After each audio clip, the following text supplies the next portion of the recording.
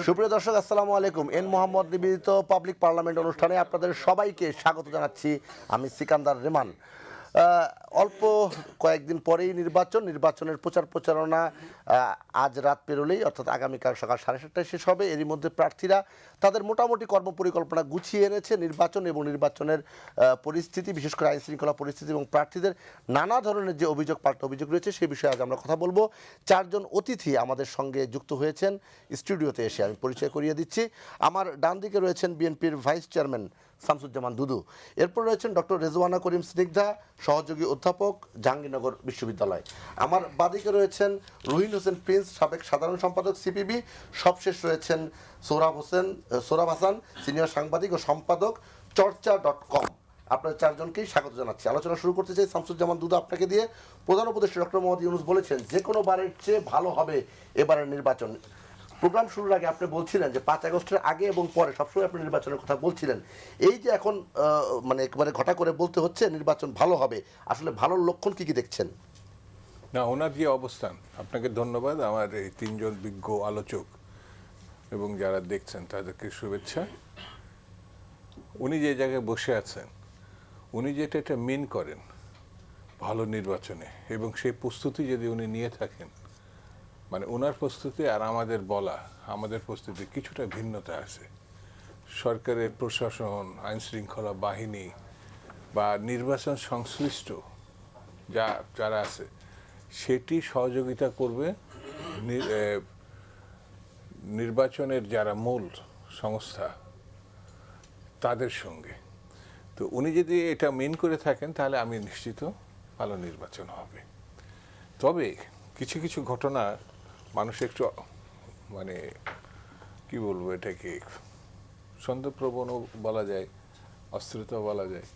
হঠাৎ করে কারোর সঙ্গে কারোর দেখা হলে পরে মানে এখনো আর 48 ঘন্টা বা আর কিছু সময়ের পর নির্বাচন, তারপরেও একটা সন্দেহ প্রকাশ করা হচ্ছে, তো হবে তো। তা আমার কাছে যেটা মনে হয়, এই নির্বাচন আমার বিবেচনায় এটা আমাদের স্বপ্নের নির্বাচন। আমরা যারা রাজনীতি করি এবং সকল শ্রেণী পেশার মানুষ যারা 24-এর গণঅভ্যুত্থানে এই যে মানে পতিত স্বৈরাচারকে বিদায় করেছে, এটা একটা দীর্ঘ আন্দোলন সংগ্রাম। সেই আন্দোলন সংগ্রামের অন্যতম দিক হচ্ছে একটা ভালো নির্বাচন। সেই নির্বাচনটা আমরা প্রত্যাশা করেছি কিন্তু হয় নাই। 3টে নির্বাচন মানে পতিত সরকার করেছে। তারা বেশ উৎফুল্লভাবে দাবি করেছে যে গণরায়ের মধ্যে দিয়েই শেখ হাসিনা ক্ষমতায় আসছে। এই যে দাবি দম্ভ তিনি করেছেন, কিন্তু বাস্তবে আমরা 3টা নির্বাচনে আমার দেশে এবং সারা বিশ্বে আমরা উপহাসের পাত্র হয়েছি, ঠাট্টার পাত্র হয়েছি। তো এবার সেই সুযোগটা আসছে মানুষের ভোটাধিকার ফিরিয়ে দেওয়া, তাদের ভোট দেওয়ার পরিস্থিতি সৃষ্টি করা। শুধু সরকার করলে হবে এমন না, সকল রাজনৈতিক দল যারা নির্বাচন সংশ্লিষ্ট তাদের সবাইকে এ ব্যাপারে সজাগ থাকতে হবে এবং সত্যিকারে উদ্যোগী হতে হবে। জি, রুহিন হোসেন প্রিন্স, একই প্রশ্ন সেই সঙ্গে যুক্ত করতে চাই, কোনো প্রতিবন্ধকতা দেখছেন কিনা? ধন্যবাদ আপনাকে। আমি সম্মানিত আলোচকদের ধন্যবাদ জানাই, যারা শুনছেন শুভেচ্ছা জানাই। দেখেন, প্রতিবন্ধকতা বলার আগে এটাই বলি, আমার বিবেচনায় যে যিনি সরকার প্রধান, আমি সরকারকে মিন করছি, সরকার বললেও তো তার প্রধানকে বলতে হয়, তাদের ইচ্ছার উপরে কিন্তু অনেক কিছু নির্ভর করে, এটাই বাস্তবতা। কারণ ঠিক যে সময় আমি কথা বলছি, দেখেন এখনো পর্যন্ত মানুষের মনে একটা অজানা আতঙ্ক আছে। আমি অজানা আতঙ্ক কথাটা বলার মধ্য দিয়ে বলছি যে ঠিক সুনির্দিষ্ট নাই, কিন্তু একটা আতঙ্ক আছে। নাই এটা বললে ভুল হবে, কারণ আমি যদি বলি গত 2 দিন আমি ঢাকা শহরে, কিন্তু তার আগে বেশ কিছুদিন একেবারে উপজেলা থেকে শুরু করে সব জায়গায়, আজকেও আমি ক্যাম্পেইনে ছিলাম, কিন্তু মানুষের মধ্যে এই প্রশ্ন নাই তা না।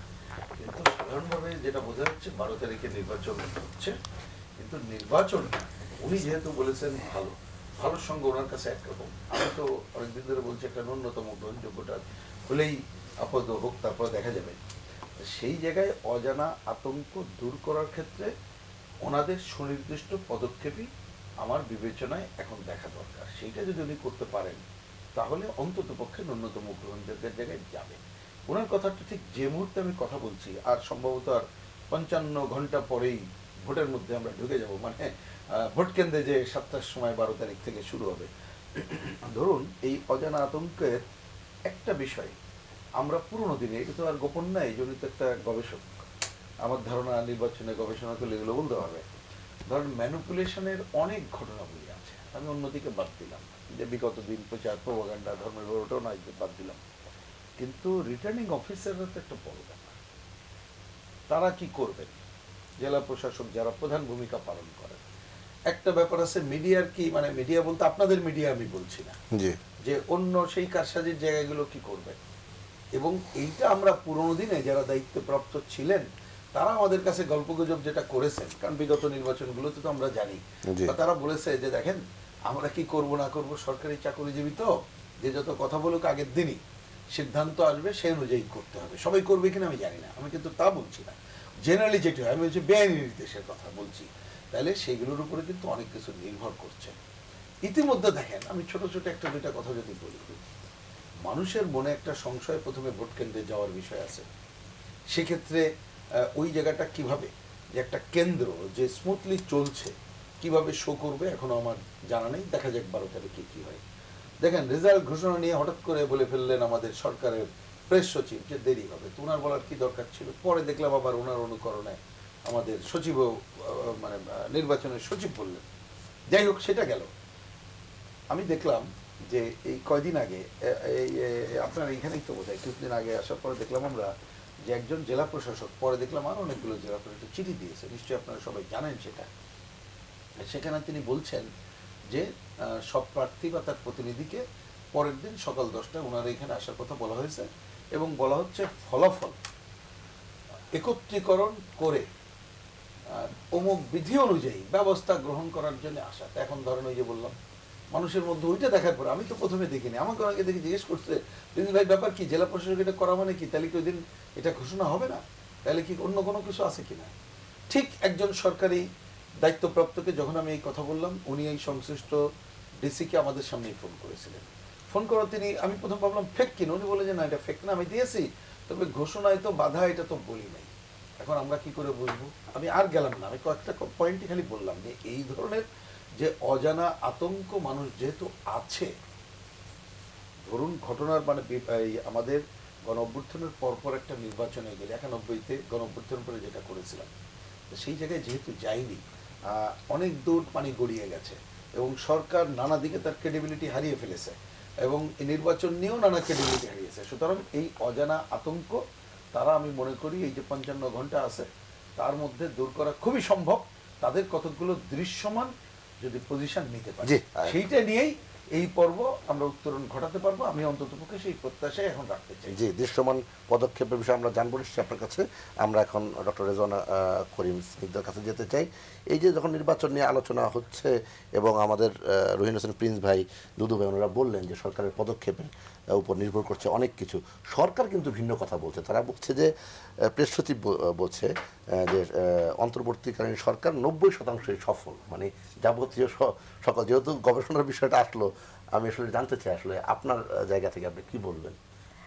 না, সকলেই আমার অনেক শ্রদ্ধাভাজন এবং প্রিয়, সবাইকে শুভেচ্ছা। এখন যেটা হয়েছে যে আসলে কি দুঃখজনক, এই সরকারটি কিন্তু অন্তর্বর্তীকালীন সরকার, কিন্তু এন্ড আপ উইথ অন্তর্বর্তী সরকারের ভাষাটা রাজনৈতিক সরকারকেও ছাপিয়ে গেছে। এটা হচ্ছে সবচেয়ে দুঃখজনক জায়গা, কারণ অন্তর্বর্তীকালীন সরকার তিনি সফল কি অসফল এই মানদণ্ড কিন্তু আসবারই কথা না। মানে প্রথম কথা হচ্ছে অন্তর্বর্তীকালীন সরকার মানে হচ্ছে আপনার নেশন একটা ক্রাইসিসের মধ্যে দিয়ে গেছে, আপনি কিছু দায়িত্ব পালন করবেন, এবং সেক্ষেত্রে সবচেয়ে বড় যেটা দায়িত্ব পালন করার কথা আপনি বলেছেন, উনি বলেছেন, আসলে কে বলেছেন, কারণ ওনাদের এই সরকারের ক্ষেত্রে আমি আশা করব যে যে দলটি, আমি বরঞ্চ যে জায়গায় সাকসেস দিতে চাই, এটা একটা ভালো জিনিস। প্রথম দুটো ভালো কথা বলতেই হবে, যে সময়টি এই সরকারটি দায়িত্ব গ্রহণ করেছে এই স্টেটের অবস্থা অনেক ফ্রাজাইল, মানে প্রত্যেকটা ইনস্টিটিউশন ব্রোকেন, সেটি কিন্তু একটা সাহসের ব্যাপার, এটা আমাকে বলতে হবে।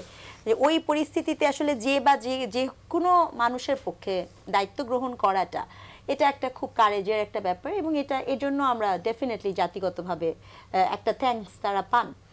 কিন্তু পরবর্তীতে মানে যত দিন গড়িয়েছে, মানে ঘটনাটা হয়েছে ওই যে প্রিন্স ভাই যেটা বললেন যে খুব তাড়াতাড়ি যদি একটা ইলেকশন হতো তাহলে হয়তোবা আজকে আমরা এই ডিসকাশনে বসতামই না।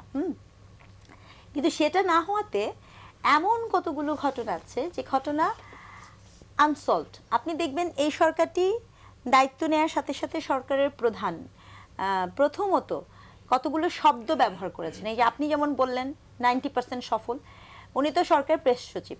এই সরকারের যিনি প্রধান অর্থাৎ ডক্টর মোহাম্মদ ইউনূসের প্রথম যে শব্দটি আমাদের সকলকে জাতিগতভাবে অনেক বেশি লজ্জিত করেছে, সেই শব্দটি ছিল 24-এর গণঅভ্যুত্থান মেটিকুলাসলি প্ল্যান্ড। এই যে মেটিকুলাসলি ডিজাইন, আমি জানি না এই আন্দোলন অভ্যুত্থানের সাথে নৈতিক সমর্থন আমার ধারণা এখানে উপস্থিত আমারও ছিল, এখানে উপস্থিত সকলেরই ছিল আমার ধারণা, কিন্তু আমরা জানি না যে আমরা কি আসলে কোনো মেটিকুলাস ডিজাইনের অংশ হয়ে এই অবস্থান নিয়েছিলাম নাকি বিবেক এবং নৈতিকতা থেকে অবস্থানটা নিয়েছিলাম। তো আপনি যখন এই কথাটা বলেছেন তখন আপনি এটিকে বিতর্কিত করার সুযোগ ডোর উন্মোচন করেছেন প্রথম। দ্বিতীয়, সকল নিয়োগকর্তা হচ্ছে কোট অ্যান্ড কোট ছাত্ররা। That is very unfortunate. আপনার একটা এইরকম টার্মিনাল টাইমে যখন কোনো কেউ দায়িত্ব নেন, পুরা মানুষ কিন্তু এই দায়িত্বটা অর্পণ করে, এটা কোনো একটি গোষ্ঠী বা বর্গ করে না গেল। এবং তার পরবর্তীতে যেটা হয়েছে, যেটা আপনি বারংবার দেখবেন, এটা আমার বলতে কোনো দ্বিধা নাই, যদিও আমি দুদু ভাইয়ের পাশে বসে আছি, কখনো এই সরকারটি কিংস পার্টি এনসিপি, কখনো বাংলাদেশ জামাত ইসলামীর, আবার কখনো কখনো বাংলাদেশ বিএনপির, মানে 3 ফেসে মনে করেন টাইমলি যদি 1.5 বছর ভাগ করেন মনে হয় 6 মাস করে সকলকে দেওয়া সম্ভব, যেখানে ওনার এই সলো সার্ভিংয়ের একটা প্রসেস আছে। সবচেয়ে বড় ব্যর্থতা যেখানে দাঁড়িয়ে এখানে আমরা সবাই আলোচনা করছি সেটা হচ্ছে নিরাপত্তা। মানে নিরাপত্তা বলতে কিছু নাই। এই ঢাকা শহর, আমি তো বলবো 5ই আগস্টের দিনও মনে হয় এরকম ছিল না।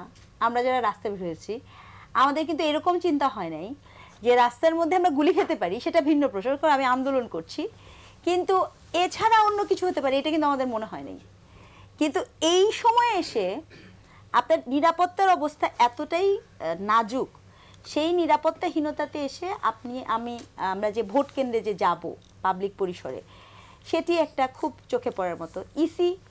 আমি ইসিকেও ইলেকশন কমিশনকেও বলতে চাই, একটি ইলেকশন হচ্ছে, দেখেন আমি খুব স্পষ্ট বলি, ইলেকশন যেটি হচ্ছে সেটি যে ওই যে আরেকটা যে কথা ছিল, সর্বকালে সর্বশ্রেষ্ঠ ইলেকশন করবেন, মানে আমি এই ধরনের পলিটিক্যাল রেটরিক, মানে এটি ওই যে সিনেমার ডায়লগ হিসেবে ভালো, বাস্তবতা হিসেবে কিন্তু ততখানি অযৌক্তিক। কেন আমি বলছি, আপনি এটা এটা এটা এটা এটা পসিবল না। প্রথম কথা হচ্ছে এই ইলেকশনটি অবশ্যই 2014 না, 2018 না, 2024 না, এটা আমি মানি, কিন্তু এই ইলেকশনটি কিন্তু 2008 না, এই ইলেকশনটি কিন্তু 96 না, 91 না, এটাও কিন্তু 2000ও না, এটাও কিন্তু সত্য। তার মানে ইলেকশনটি ইটসেলফ এখানে অনেক কিছু বিষয় যুক্ত আছে।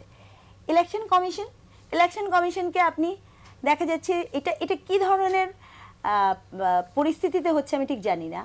আপনি দেখবেন এই সরকারের শুরু থেকে ওই ব্যর্থতা হওয়ার কারণে কতগুলো মানুষ, যেটাকে আমরা তো এই আপনি যে বললেন 90% সফল, 90% সফল আমি বলিনি, সরকার আপনি বলছে। মানে যিনি বলেছেন আর কি, আমাদের মাপ দেওয়ার সুযোগ না নেই। যিনি বলেছেন, আমার যতদূর মনে পড়ে প্রেস সচিব মহোদয় উনি এই ধরনের একটা কথা বলেছিলেন, কোড অ্যান্ড কোড, এক্সাক্ট তো মনে নেই, মব হচ্ছে একটা pressure group, if I am not wrong, pressure group, right? এটা বলে আপনি এই দঙ্গলকে কি করেছেন, মোরালি বৈধতা দিয়েছেন। তার মানে কি ব্যাপারটা এরকম ছিল? আমার তো ক্ষেত্র বিশেষে এটাও মনে হয় যেটা হয়তো বা এই সরকারের কোনো পক্ষ বলতে পারে না, এই জন্য বলার জন্য কতগুলো একটা পরিষদ তৈরি করা, এই সকল পরিস্থিতি মিলে আসলে সেই শঙ্কাটা তৈরি হয়েছে। এই শঙ্কাটা ভালো তো নাই, বরঞ্চ আমি সন্দিহান আসলে এই সরকার হিসেবে কাজ করছে নাকি কিছু ম্যানুফ্যাকচার করছে। জি, আমরা এই বিষয়ে আরও বিস্তারিত কথা বলবো। সোহরাব হাসান, মূলত প্রশ্ন ছিল যে প্রফেসর ডক্টর মোহাম্মদ ইউনূসের এই শাসনকালের বিষয়ে আসলে মার্কিং তো আসলে এভাবে সাংবাদিক হিসাবে জানতে চাই না, জানতে পারিও না, আসলে কেমন দেখছেন, এবং এই প্রেক্ষাপটটা হচ্ছে যখন সামনে নির্বাচন। না, একটা সবাইকে শুভেচ্ছা।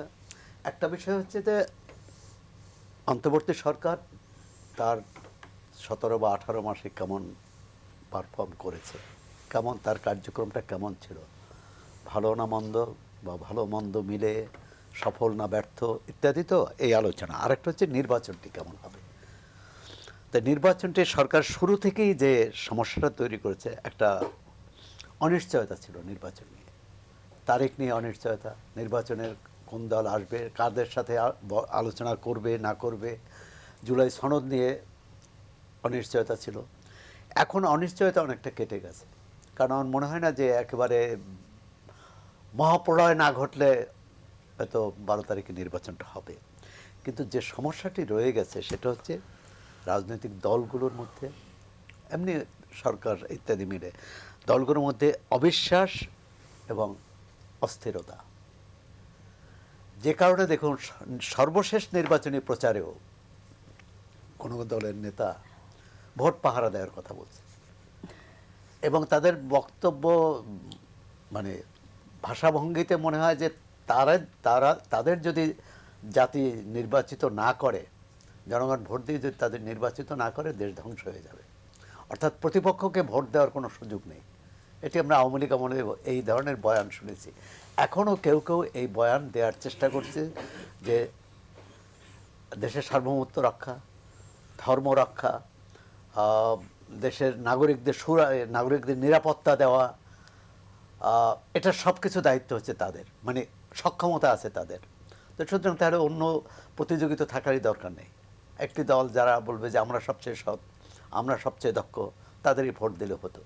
তো এটি নিয়ে একটা অস্থিরতা আছে। এখন ভোট চাওয়ার চেয়ে পাহারা দেওয়াটা যখন সামনে আসে, তখন মানুষের মধ্যে কিন্তু সংশয় জাগে, কে কাকে পাহারা দেবে। আর রাজনৈতিক দলগুলোর মধ্যে এত বড় অভ্যুত্থানের পর রাজনৈতিক দলগুলোর মধ্যে এই এতটুকু যদি আস্থা বিশ্বাস না থাকে, তাহলে ভোটের দিনের চিত্র কি হবে, ভোটের পরের কি চিত্র হবে, এটা নিয়ে একটা সংখ্যা থেকেই যায়। নির্বাচন কমিশন খুব জোরালোভাবে কিছু করতে পারছে বা করছে বলে মনে হয় না, কারণ নির্বাচন কমিশন তার হয়তো ওই ধরনের প্রস্তুতিও নেই, পরিকল্পনাও নেই। হঠাৎ সিদ্ধান্ত নিল যে সাংবাদিক এবং সাংবাদিকদের ভোট কেন্দ্রের মোবাইল নিয়ে যেতে পারবে না, মোবাইল সেট নিয়ে যেতে পারবে না। পরে এটা নিয়ে প্রতিবাদ হলো, এবং একটা আমি তো ফেসবুকে দেখলাম যে খুব চমৎকার যে কয়েকজন সাংবাদিক এর প্রতিবাদ জানাচ্ছে। ওই 400 গজ কেন্দ্রের 400 গজ দূরে, ওই 400 গজ দূরে গজ ফিতা দিয়ে মাপছে যে 400 গজ ঠিক আছে কিনা, এর ভিতরে আর তারা যাবে না, কারণ মোবাইল নিয়ে তো ভিতরে যাওয়া যাবে না। পরবর্তীকালে এই সিদ্ধান্ত পরিবর্তন করেছে। আরেকটি নির্বাচন কমিশন যে সিদ্ধান্তটি নিয়েছে, এটা নিয়ে এখনও কিন্তু সংশয় বিতর্ক আছে। সেটা হচ্ছে যে গণভোটে প্রথম সরকার তো বিরাট লটবহর নিয়ে অনেক টাকা খরচ করে করলো যে হায়ের পক্ষে ভোট প্রচার করা, এবং সরকারি কর্মকর্তাদেরই মোটামুটি দায়িত্ব দিল, তারা করবে কাজটি। নির্বাচন কমিশন বললো যে এটা সরকারি কর্মকর্তা করতে পারে না। এটা নিয়ে নীতি নির্ধারক, সরকারের সঙ্গে যারা আছে, সরকারের পরামর্শক, তাদের মধ্যে বিতর্ক আছে। এক পক্ষ বলে যে নির্বাচন কমিশন সঠিক, আর এক পক্ষ বলে যে না, সরকার সঠিক। কিন্তু সরকার কিন্তু ওই নির্বাচন কমিশনের নির্দেশের পর আর কিছু বলেনি এটা, অর্থাৎ সরকার সেটা মেনে নিয়েছে। তাহলে সরকার এই নির্বাচন কমিশনের নির্দেশের পরে যে কর্মকাণ্ড হয়েছে সেটা বৈধ না অবৈধ, সেটা তাহলে অবৈধ, এটি নিয়ে একটা প্রশ্ন। এবং এখন গণভোটের কথা কেউ বলছে কি, কোনো দলের নির্বাচনী জনসভায় ছাড়া এখন হলো প্রতিযোগী, কে কার প্রতিদ্বন্দ্বিতা করবে, কে কাকে পরাজিত করবে, অন্যের ভোট টানতে পারবে। আরেকটা হচ্ছে নিরাপত্তা, যে কথাটি সহ 3 আলোচকের কথাই আসছে, নিরাপত্তা। অধ্যাপক স্নিগ্ধা বললেন যে তারা 5 আগস্টের চেয়েও এখন এক ধরনের ভয়ভীতির মধ্যে আছে। এবং এর মধ্যে আপনি দেখুন নির্বাচনী প্রচারে নারী কি পারবেন কি পারবেন না, এটাই হচ্ছে একটা বিষয় হয়ে গেল। মানে কাকে কে ভোট দিবেন বা ভোট চাওয়া না, যে নারী নির্বাচিত হলে কি করতে পারবেন না পারবেন, বা নারী কেন নির্বাচিত হবেন, তারা শুধু ভোটই দেবেন, এ ধরনের একটা ধারণা দেওয়ার চেষ্টা হচ্ছে। দেখুন বাংলাদেশে এই ভোটের অধিকার আদায়ে অনেক কিছু করতে হয়েছে। এখনও অনেক গ্রামে, তো 24 পর্যন্তও জানি যে অনেক গ্রামে, এরকম গ্রামও আছে বাংলাদেশে যে নারীরা ভোট দিতে যায় না। জি, আমরা এই পরিস্থিতিতে এই সরকারের মানে উচিত ছিল এই ভোট পরিবেশ বিমুখতা আর কি। ভোট বিমুখতা না, এক ধরনের ধর্মান্ধতা, এক ধরনের বলে যে নারী ভোট দেওয়াটা এটি এটি ইসলাম অনুমোদন করে না বা ধর্ম অনুমোদন করে না, কোনো কেউ ফতোয়া দিয়েছে, আবার নারীদের কাছে ভোট চাইতে যায়। এবং যে দল নারীর নেতৃত্বকে স্বীকার করে না সেই দল সবচেয়ে বেশি নারী কর্মী পাঠিয়েছে ভোটারদের কাছে। তা সবটা মিলে এরপরও আমরা আশা করি, আমিও দুদু ভাইয়ের মতো, যে শামসুজ্জামান দুদু আপনার কাছে যেতে চাই। আলোচনা হচ্ছিল যে নির্বাচন তো মানে একেবারে করা নাচ্ছে, এখন শুধু ভোটের অপেক্ষা। এই মুহূর্তে কেন এই আলোচনাগুলি হবে যে অবিশ্বাস, অনাস্থা, ভোট পাহারা দেওয়া, এইগুলি কেন আসবে, এই কথাগুলো কেন আসবে এই মুহূর্তে? না, এগুলো মুদ্রা দোষ। বাংলাদেশের 54 বছরের ইতিহাসে আমি দেখেছি যখনই ইলেকশন হয় এই পাহারা দেওয়ার কথা প্রসঙ্গ আছে, এমনি আসে। আর কিছু কিছু ঘটনা তো আমাদের রাজনীতিতে আসেই, যে সময় যেমন হোসেন মোহাম্মদ এরশাদের সময়, অথবা প্রতি সরকারের মানে ইলেকশনের ব্যবস্থা। তো কিছু কিছু ঘটনা যে একেবারে নেই তা না, আছে। আর আপনি হঠাৎ করে এই কি বলে এটাকে 16-17 বছরে আপনি 18 বছরের বিষয়টা চেঞ্জ হয়ে গেছে, একেবারেই খোলা মনে, দিল খোলাভাবে ভদ্র এবং দায়িত্বশীল হয়ে গেছে, এটা ভাবার কোনো কারণ নেই। এই ডিসি, এসপি বা মিলিটারি যারা এখন আছে, এই যে এখনও তো মিলিটারিরা বিভিন্ন জায়গায় আছে না, সব বিতর্ক ঊর্ধ্বে রাখি তো আমরা মিলিটারিকে। কিন্তু কয়েকটা ছেলেকে ধরে নিয়ে গেছে, তারা লাশ হয়ে ফেরত আসছে, কে দায়িত্ব নেবে? এর মধ্যেই তো কোন সময় সরকার, হাসিনা সরকারও না, এমনকি বিএনপি সরকারও না, বা কমিউনিস্ট পার্টির সরকারও না, এটা তো অন্তর্বর্তীকালীন সরকার, ডক্টর ইউনূসের সরকার। সেই সময় এই ঘটনাটা আসে। তা আমি মনে করি যে এই নির্বাচনের জন্য কিছু ত্রুটি বিচ্যুতি বা দুর্ঘটনা নাই তা না, কিন্তু আমাদের মানে সবাই মিলে যদি একটি ভালো কিছু করার চেষ্টা না করি এবং ভালো নির্বাচন না করি, সংঘাত মুক্ত নির্বাচন, উস্কানিমূলক কথা আমরা তো সবাই যদি বলতে থাকি, যে পরিস্থিতিতে স্বাভাবিক থাকবে না। এবার কিন্তু আমি দেখলাম কম বেশি দুই একটা জায়গায়, যে জায়গায় যেরকম ওই যে গাজীপুরে একজন মারা গেছে না, শেরপুরে, সেখানে একটি রাজনৈতিক দল, এবার নাম বললে তারা তো নাম বলেন না, না অখুশি হবে, কিন্তু তারা হচ্ছে রক কাটা পার্টি। আমরা ছাত্র জীবনে দেখছি, এখন এত ভদ্র হয়েছে, রক কাটার কথা বলে না, এখন তো সরাসরি গুলি করে, সরাসরি জবাই করে, এই জন্য রক কাটে না। মারা গেছে কিন্তু তাদের পার্টির লোক, তাদের পার্টি তাদের কারণে মারা গেছে, তাদের উস্কানির কারণে মারা গেছে। কেন এই মানে অন্যদের দোষ দেওয়ার দরকার নেই। আমি বলতে চাইছি এর থেকে বেরিয়ে আসার চেষ্টাটা নিতে হবে, তাদেরও নিতে হবে, অন্যদেরও নিতে হবে, না হলে পরে ভালো কিছু হবে না। এখন যে অবস্থাটা যাচ্ছে, এই যে এই সরকারি আমাদের মধ্যে এক ধরনের আলোচনা হলো যে সরকারের পক্ষ থেকে মব সাংস্কৃতিক সাপোর্ট করা হয়েছে, উৎসাহিত করা হয়েছে। এখন আমরা তার বিপক্ষে অবস্থান করলে আমরা সন্ত্রাসী হয়ে যাব, কারণ ঠেকাতে হবে না। সেই জন্য আমার কাছে মনে হয়েছে আর খুব বেশি সময় নাই। আমরা যে বাংলাদেশ চাই, যে নির্বাচন চাই, আমার বিবেচনায় সেটা স্বপ্নের নির্বাচন।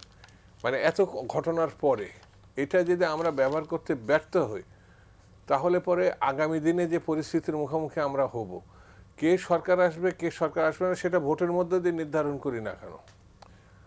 আমি যেমন একটা পার্টি করে, আমার দলের অধিকাংশ মানুষ না, সারা দেশবাসী আমার মনে করে এবার বিএনপি ভালো করবে। বিএনপি ভালো ভোটের মধ্যে দিয়ে যদি হয় আরও ভালো, আছে না? কিন্তু জোর জুলুম, সংঘাত, ভোটাররা ভোট কেন্দ্রে যেতে পারলো না, তাহলে অতীতের সঙ্গে বর্তমানে ভিন্নতা থাকলো না। সেই জন্য এটা করতে হবে। আর এই পাহারার কথা বললেন না, খারাপ উদ্দেশ্য দুটো হয়। ভালো উদ্দেশ্যে যদি আপনি পাহারা দিয়ে বাসায় পৌঁছায় দেন, এটা তো ভালো উদ্দেশ্য। আর পাহারা দিয়ে ডাকাতি করেন, দুটোই পাহারা, তাহলে খারাপ। সেই জন্য এখানে ভোটের এই তসুর, মানে এটা বললে আমাদের যারা প্রশাসন আছে খুশি হবে। তো শেখ হাসিনা নিজে গিয়ে তো মধ্যরাতের ভোট ওই যে বাক্সে ঢোকাই নিত, প্রশাসন এগুলো করছে। সেই প্রশাসনকে এবার প্রমাণ করতে হবে, আইন শৃঙ্খলা বাহিনীকে প্রমাণ করতে হবে যে তারা পারে, ভালো কিছু করতে পারে। সেই সুযোগটা তাদের হাতে এই সামনে যে মানে আর 48 ঘন্টা পরে বা একটু পরে ইলেকশন, সেটা তারা প্রমাণ করলে হবে। আর আমি ব্যক্তিগতভাবে বলি, আমরা একটা ছাত্র জীবন থেকে, সে মুক্তিযুদ্ধের সময় থেকে পরিণত একটা জায়গায় আসছি। আল্লাহ না করে আমাদের অনেক বন্ধু বান্ধব পৃথিবী থেকে বিদায় নিছে, তা আমরা একটা ভালো নির্বাচন দেখে যেতে চাই, যে নির্বাচনে সত্যিকারের এই যে ঋণ খেলাপি, 2 নম্বরই লোক, বাজে লোক, এগুলো বাদ দিয়ে সঠিক লোকগুলো যেন পার্লামেন্টে যায়, তাহলে একটা ভালো কিছু হবে। এছাড়া দেশ রক্ষা করা যাবে না, গণতন্ত্র তো রক্ষা করাই যাবে না, স্বাধীনতা রক্ষা করাও কঠিন হবে। সেই জন্যে সম্মিলিত চেষ্টায় ভালো একটি নির্বাচন আমাদের করতে হবে।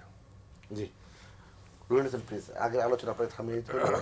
আপনি বলছিলেন যে ধর্মের ব্যবহার, তো ধর্মের ব্যবহার কারা করে না? সবাই তো ধর্মের ব্যবহার করছে। না, একটু আমি ধর্মের ব্যবহারটা, হ্যাঁ অবশ্যই। আপনি তো এটা শুধু যদি আমি এই 24কে বাদ দিই, তো অতীত দিনেও তো ব্যবহার হয়েছে, এটা তো অস্বীকার করার কোনো কারণ নেই। কিন্তু প্রশ্নটা, এই আলোচনাটা উঠছে কেন?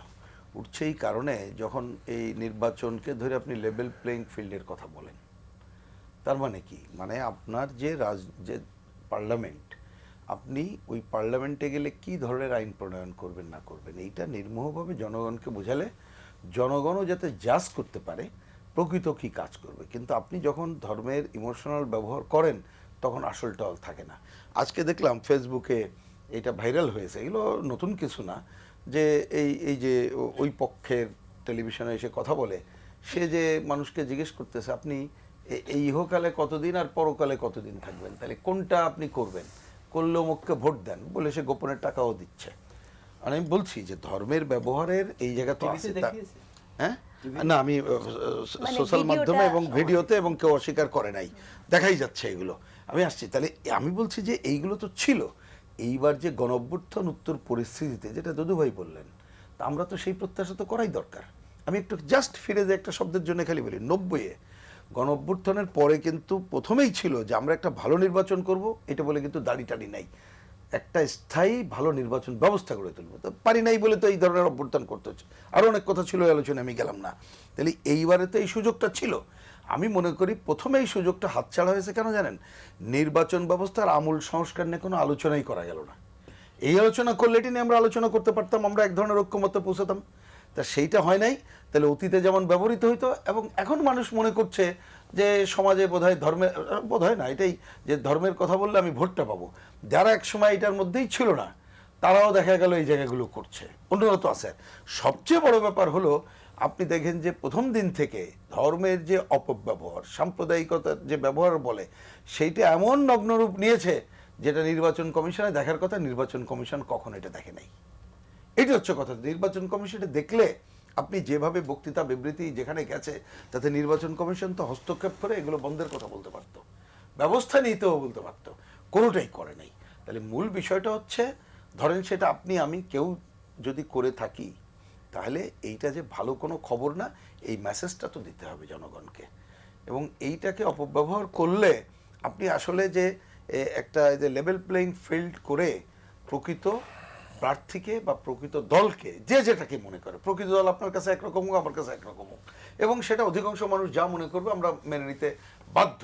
ধরুন আমার অপছন্দ হইলেও আমি পরের বারে চিন্তা করব যে মানুষের চেতনা স্তর উন্নত করে আমার দিকে নিয়ে আসার, এছাড়া তো গণতন্ত্রের আর কোনো পথ নেই। কিন্তু সেই পথ এইবারও অতি ব্যবহার আরও বেশি আমাদেরকে কিন্তু পেছনের দিকে টেনে ধরছে। তা আমি আশা করি এখনও সময় আছে, নির্বাচন কমিশন সেই ব্যবস্থাটা করুক, এইটুকুই। আর আপনি যে এই পার্টি আলোচনা, আমি একটা ছোট একটা মন্তব্য করি। দেখেন, পাহারা দেওয়ার কথা নানা কারণে আসতে পারে, আমাকে ব্যক্তিগতভাবে যদি বলেন, কারণ ওই যে বললো মজা না আতঙ্ক আছে। কিন্তু সেইটা যদি এই রকমের হয়, যেটা যদি সৌরভ ভাই বললেন সম্ভবত, যে এইটা বলার মধ্য দিয়ে যে আমি নিশ্চিত করতেছি আমি তো বিজয়ী হবই, তা যদি আমি না হই, তখন দেখা গেল আমি এইটাকেই নানা দোষারোপের জায়গায় করলাম। ওই অ্যাটিটিউড করার কথা না, আগে থেকে বলে রাখলাম, আগে বলে রাখলাম। কিন্তু ওইটার সমাধান যদি বলেন, সেটা আমি আবার একটু দুদু ভাইয়ের কথায় ফিরে যাচ্ছি, যে এইবার যে একটা সুযোগ আমাদের পুলিশ প্রশাসন বলি, কি বলে আমাদের ডিসি সাহেব, রিটার্নিং অফিসার কথা বলি, নির্বাচন কমিশনে যে সুযোগটা এসেছে, তারা এটা প্রমাণ করুক, তাহলে তো এটা কোনোটাই কিছু লাগবে না কিন্তু। এবং সেটা আমি বলি যে ভোটের দিন সকাল 7টা থেকেই কিন্তু বুথটা পরিষ্কার হয়ে যাবে। আপনি ধরেন অহেতুক লাইন লম্বা করলেন, পাশের কেউ চিন্তা করলে এই কেন্দ্রের অবস্থাটা আচ্ছা একটু লোক কমুক যাব, লোক কখনোই কমলো না, আপনি ভোটেই অন্যকে আসার ব্যাপারে উৎসাহিত করতে পারলেন না, বা এমন একটা মনস্তাত্ত্বিক সিচুয়েশন করলেন, এআইয়ের ব্যবহার, সোশ্যাল মিডিয়া এমনভাবে আসতে থাকলো, আপনি আর বললেন যে ওই ঝামেলায় যাব না। আরেকটা জিনিস আছে, সেটা একটু তুলে রাখা ভালো। এই ভোটে আমি বিভিন্ন অঞ্চলে যে গেলাম, তার মধ্যে বিশেষ করে সংখ্যালঘু, ধর্মীয় সংখ্যালঘুর কথা বলছি, এবং জাতিগত সংখ্যালঘু, সেইখানে আরেকটা বিরাজ করছে কি জানেন? কি হবে আমি জানি না, আমার এই কথাটা এখন না বললেও ভালো হতো, কিন্তু বলে রাখা উচিত, যে অনেকে মনে করছে এই ভোট যে দেবো এরপরে আবার কি ঝামেলা না জানি হয়, এইটা বিবেচনা করে সে ভোট দিতে যাবে কিনা, গেলেও কাকে ভোট দেবে এটা বিবেচনা করছে। তার মানে সে যে নিজে তার বুদ্ধিমত্তার সাথে একজন প্রার্থী বা একটা দলকে ভোট দেবে, ওই বিবেচনা বোধটাও আমরা তাকে করার ক্ষেত্রে সহায়তা করলাম না। এখনো সময় আছে, আমি বলবো যে রাজনৈতিক দলগুলো আমাদের যে দায়িত্ব করব, নির্বাচন কমিশন, সরকার এই বিবেচনাগুলো করেই তারা যথাযথ ভূমিকা পালন করুক, যাতে সবাই নির্ভয়ে ভোট কেন্দ্রে আসে এবং তারা নিশ্চিত করুক নির্ভয়ে ভোট দেন, ভোট ঠিক মতো কোনো হবে, কোনো কারসাজি এখানে হবে না। কারণ কারসাজির খবর তো বললাম, ও সবই জানা কথা, কে না জানে, কারসাজি হবে না, ভোট ঠিক মতো কোনো হবে, ফলাফল ঠিক মতো হবে, তাহলে দেখবেন অনেক সংকট দূর হয়ে যাবে। জি, ডক্টর রেজানা করিম স্নিগ্ধা, আপনি নিরাপত্তা, ঝুঁকিপূর্ণ ও নানা বিষয়ের কথা বলছিলেন এবং সংখ্যার কথা বলছিলেন। এই কথাগুলো যখন হচ্ছে, তখন এই যে সবশেষ যে আমাদের প্রিন্স ভাই বললেন যে এই মানে আপনাদের মতো মানুষ বা আমরা যখন বলি সংখ্যার কথা, ভোটাররা কেন এই সংখ্যা মাথায় নিয়ে ভোট কেন্দ্রে যাবে? আচ্ছা, প্রিন্স ভাই যথার্থই বলেছেন, কিন্তু এটাও সত্য যে ভোটার তো সব একই ক্যাটাগরির না। মানে এইখানে এই ইলেকশনে আমাদের মোটামুটি অলমোস্ট সবার জন্য কিন্তু একটা গুরুত্বপূর্ণ বিষয় হচ্ছে, আমরা গণভোট কিন্তু অনেক এক্সপিরিয়েন্সই করেনি, ফার্স্ট টাইম গণভোটের ইস্যুটা কিন্তু আছে, অনেকের এক্সপিরিয়েন্সের মধ্যে নাই। এটা একটা বিষয়। এবং গণভোটের হ্যাঁ জয়যুক্ত হওয়া এবং না জয়যুক্ত হওয়ার সাথে আমি মনে করি বাংলাদেশের রাজনৈতিক দলরা কি গেইন করবেন সেটা নিয়ে আমি ওরিড না, আমি ওরিড বাংলাদেশ কি গেইন করবে সেটা নিয়ে। এবং আসলে এই গণভোটের হ্যাঁ এবং নার যে পলিটিক্যাল কনসিকোয়েন্সেস, সেই পলিটিক্যাল কনসিকোয়েন্সেস সম্পর্কে কতটা গণসচেতনতা হয়েছে সেটা নিয়ে আসলে আমি খুবই সন্দিহান। একদম ইন পার্টিকুলার যেহেতু ধর্ম নিয়ে কথা হয়েছিল, আমি আসলেই এই কথা বলতেই চাই, আমি ঠিক জানি না কি হেতু কারণে যারা মানে কি যুক্তিতে ধর্ম নিরপেক্ষতাকে ধর্ম স্বাধীনতা নামক প্রত্যয় দিয়ে রিপ্লেস করা হয়েছে এবং কি কারণে করা হয়েছে এবং এর যৌক্তিকতা কি। এবং এই সনদে অনেক কিছু আছে, যে সনদের অনেক কিছু একজন শিক্ষক হিসেবে আমি কিন্তু অনেক কিছু, পুরো সনদ না, আমি ব্যক্তিগতভাবে কিন্তু সেটার সাথে একমত না। তো সেই ধরনের কোনো সর্টিংয়ের উপায়ও কিন্তু এখানে নাই, কারণ আপনি আমাকে দিয়েছেন হ্যাঁ অথবা মানে না, দুটো অপশন, এবং আপনি উত্তর দিয়েছেন 4টা। মানে আমাকে 4টার জন্য আপনি যদি এমনও দিতেন 4টার মধ্যে হ্যাঁ কি না, তাও আমি মানতাম, কিন্তু আপনি আমাকে 4টা দিয়ে বলছেন হ্যাঁ অথবা না। এই বিষয়টা একটা। আরেকটা বিষয় আছে, একটা প্রজন্ম আছে যারা কখনো ভোটে যায়নি, তো একটা এক্সাইটমেন্ট হয়তো বা তাদের ক্ষেত্রে কাজ করবে, সেটাও আছে। আমি বলতেই চাই, যদি আমি পূর্বতন ডেটা মাথায় রাখি, তাহলে 30% বিএনপির ভোটার বহুদিন ভোট দেন নাই, তারা যে কোনো অর্থেই হয়তো বা যাবেন। মানে 30% বলছি বিগত যে পুরনো হিসাব, সেটার ক্ষেত্রে যারা মানে হঠাৎ করে অনেক জনপ্রিয় হয়েছেন, তাদেরও তো একটা ভোটার গ্রুপ আছে, তারাও যাবেন। যারা নাই ইলেকশনে, তারা কি করবেন সেটা তাদের রাজনৈতিক স্ট্র্যাটেজি, সেটা কিন্তু বলা যাচ্ছে না এখনো। কারণ আমি যতটুকু জানি তাদের কিন্তু হ্যাঁ না নিয়ে অনেক আগ্রহ আছে, কিন্তু আর কোনো কিছু নিয়ে হয়তো বা তাদের আগ্রহ নাই। এখন তারা কি, যেহেতু আপনি তাদেরকে আন্ডারগ্রাউন্ডে পাঠিয়ে দিয়েছেন, এটা তো আপনি পলিটিক্যালি ড্যামেজ করেছেন, এটা আমি একদম বলবো বাংলাদেশ জাতি রাষ্ট্রের জন্য ড্যামেজিং। আন্ডারগ্রাউন্ডে পাঠানোর অর্থ, এখানে তো এত বিজ্ঞ রাজনীতিবিদরা আছেন, কোনো দলকে আন্ডারগ্রাউন্ডে পাঠানোর অর্থ, আওয়ামী লীগের মতো একটি দলকে আন্ডারগ্রাউন্ডে পাঠানোর অর্থ কি এটা নাকি যে তার রাজনীতি থেমে আছে? নিশ্চয়ই না, বরঞ্চ আপনি তার হাতে একটা অগ্নিকুণ্ড তুলে দিয়েছেন, কারণ সে আন্ডারগ্রাউন্ডে আছে, সে যে কোনো কিছু করতে পারে, আপনি কাউকে প্রশ্ন করতে পারবেন না, জবাব দিতে পারবেন না, কারণ আপনি এমনি তো ওই যে অপারেশন কি ডেভিল হান্ট 1 2 3 4 কত কিছু করছেন, তাই না? তো এই বিষয়গুলো কিন্তু একটা তৈরি করে, আতঙ্ক তৈরি করে।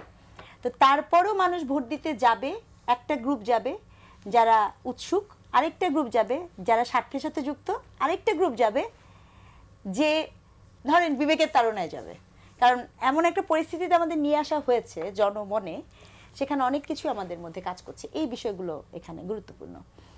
আর ধর্ম প্রসঙ্গে একটা কথা বলি, এটা না আমার জন্য একটা শকিং যে আমি 2026-এ বসে এমন একটি নির্বাচন করছি যে নির্বাচনে নাগরিকের সুরক্ষা নিয়ে আলাপ হয় না, প্রজ্ঞা নিয়ে আলাপ হয় না, প্রসার নিয়ে আলাপ হয় না, এআই নিয়ে আলাপ হয় না, সুস্বাস্থ্য নিয়ে আলাপ হয় না, আমাদের বাঁচার অধিকার যেটা, পরিবেশ ভারসাম্য নিয়ে আলাপ হয় না, মানে মুখ্য আলাপের কথা বলছি। আলাপের বিষয়বস্তু হচ্ছে ধর্ম। এর চেয়ে দুঃখজনক আর কিছুই নাই, কারণ ধর্ম তো সকলের আছে ভাই, ধর্ম কিন্তু সকলের। এটা আমি বলতেই চাই, যখন কোনো রাজনৈতিক দল কোনো একটি ধর্মকে ওন করে, এই রাষ্ট্রে কিন্তু এক ধর্মের মানুষ বসবাস করে না। আপনি যখন একটি ধর্মকে ওন করে বক্তব্য দেন, এই রাষ্ট্রের ওই যে যারা ওই ধর্মের অনুসারী না, আপনি সেই মুহূর্তে তাদেরকে ডিজোন করে ফেলেন। হ্যাঁ, এবং এই ক্ষেত্রে একটা বিখ্যাত বই আছে, 1553 সালে লিখেছে নিকোলো ম্যাকিয়াভেলির দ্য প্রিন্স, খুব নামকরা বই। তো ওই বইয়ের বক্তব্য আমার কাছে মনে হচ্ছে আমি 2026-এ দেখতে পাচ্ছি। তো ওখানে একটা জিনিস আছে যে মানুষ ভয়ের চেয়ে ভালোবাসা পরাজিত হয়, ভয় জিতে যায়, এবং সেইটি নিয়ন্ত্রণের অন্যতম হাতিয়ার হচ্ছে ধর্ম। ধর্ম দিয়ে আপনি খুব সহজে মানুষকে কি করতে পারবেন, ভয় দেখাতে পারবেন। মানুষকে কিন্তু ভয় দেখানো সবচেয়ে সহজ অস্ত্র এটা। তো এই সময়ে এসে এই ধরনের একটি অস্ত্রের ব্যবহার, এটি যে কি পরিমাণ ড্যামেজিং, এই যে জুলাই সনদে ঐক্যমত্য কমিশনে এত বড় বড় বিজ্ঞজনরা গেলেন, তারা কি কখনো এটা বলেছিলেন নির্বাচন কমিশনে যে এই ইলেকশনের পারপাসে রিলিজিয়নকে ব্যবহার করা যাবে না? বললেন না কেন? ইলেকশন কমিশনে তো স্পষ্ট করে লেখা আছে যে আপনি প্রার্থনারত অবস্থায় ভোট চাইতে পারবেন না। সেটিকে কি আরেকটু এক্সপ্যান্ড করা যেত না? এটির কি কনসিকোয়েন্সেস হতে পারে সেটা কি আমরা বুঝতে পারি না? এটা কি বোঝা যায়নি? কিন্তু আপনি এটাকে গুরুত্ব দেননি। কেন দেননি জানেন? 5ই আগস্টের পরবর্তী সময়ে আমাদের নেতাদের কি হয়েছে আমি জানি না, অদ্ভুতভাবে যুক্তির চেয়ে জনতুষ্টিবাদিতা গুরুত্ব পেয়ে গেছে। অর্থাৎ আপনি জনগণ তুষ্ট হচ্ছে, তো বাচ্চা তো মোবাইল দেখলে পরে, ডিভাইস দেখলে পরে তুষ্ট থাকে, তাই বলে কি বাবা মা আমরা সবাই এখন বলবো যে মোবাইল ডিভাইসটাই দেখো? ব্যাপারটা তো এরকম না। তো এই আলাপগুলা আসলে আমরা করি নাই, এবং এর কনসিকোয়েন্সেসে কিন্তু আমরা এই নির্বাচনে ভোগ করছি। আপনি ভাবতে পারেন 2026-এর ইলেকশনে এই সামাজিক যোগাযোগ মাধ্যম লাগবে না, মুখের ভাষা হচ্ছে আপনি জান্নাতের টিকিট পাবেন। মুখের ভাষা হচ্ছে আমি নারী, প্রথমবারের মতো একটি দল নারী নেতৃত্বে আসছেন, আমি খুব খুশি ছিলাম, এক্সাইটেড ছিলাম যে ওনাদের নারী নেত্রীরা সামনে এসছেন। আমি শুনছি উনি বলছেন যে আমরা এটাই বিশ্বাস করি যে পুরুষ হচ্ছে আমার পরিচালক। এই কথা আমাকে শুনতে হচ্ছে, এবং তিনি বিশ্বাস করেন, এবং ওটা উনি বিক্রি করছেন। শব্দটা এই জন্য বলছি বিক্রি করছেন, কারণ এখানে মতাদর্শ বিক্রি হচ্ছে। আপনি যখন এই কথা বলেন, আমি নারী তো মনে করি না, বাংলাদেশের 1.5 কোটি নারী যারা কর্মজীবী তারা তো মনে করেন না, চা বাগানের শ্রমিক নারীটি তো মনে করেন না, তাহলে এই নারীগুলোকে আপনি কোন বিশ্বাসে করবেন? কিন্তু সেটা তার বক্তব্য, সে দিতেই পারে, তারটা গ্রহণ করবে কি করবে না সেটা জনগণ সিদ্ধান্ত নেবে। একটা প্রশ্ন আছে, যিনি বক্তব্য দিচ্ছেন তিনি আমার মতো আম জনতা না, তিনি একটি দলের প্রতিনিধি যে কিনা রাষ্ট্র ক্ষমতায় যেতে পারে, আর রাষ্ট্র কোনো একক মতাদর্শের নারী বা পুরুষকে ধারণ করতে পারে না। রাষ্ট্র পরিচালনা করলে যিনি আপনার মতের বাইরে আছেন তাকেও আপনাকে ধারণ করতে হবে। নিশ্চয়ই। সোহরাব হাসান, আমরা আলোচনা করছিলাম নিরাপত্তা ঝুঁকি নিয়ে। আসলে বিগত দিনের যে মানে সাম্প্রতিককালের যে নির্বাচন, সেই নির্বাচনগুলি কেমন হয়েছে খুব ভালোভাবে আপনি অবজার্ভ করেছেন। এখন এই গণ অভ্যুত্থান পরবর্তী নির্বাচনে যদি নিরাপত্তা ঝুঁকিটা মুখ্য বিষয় হয়, আলোচনার বিষয় হয়, বিশেষ করে প্রশাসনে যারা রয়েছে তাদের নিরাপত্তার বিষয় কিন্তু সামাজিক যোগাযোগ মাধ্যমে আসছে বিভিন্নভাবে। এগুলো মানুষ হয় কি যে মূল ধারা কোনটা, সামাজিক যোগাযোগ মাধ্যম কোনটা, মানুষ কিন্তু বিবেচনা করে না। অনেক ক্ষেত্রেই সাধারণ মানুষ বিশ্বাস করে ফেলে। আপনি দীর্ঘদিন গণমাধ্যমে কাজ করছেন, গণমাধ্যমে নেতৃত্ব দিচ্ছেন, আপনার কাছ থেকে বিষয়টা জানতে চাই। গণমাধ্যমে কাজ করছি বলেন, একজন নাগরিক হিসেবে যে আমার অনুভূতি, এক হচ্ছে যে আমরা প্রশাসনকে অনেক ব্যাপারেই দায়ী করি। স্বৈরাচারের দোষর ছিল, আইনশৃঙ্খলা রক্ষাকারীকে বাহিনীকে করি, তো স্বৈরাচার তো চলে গেছে।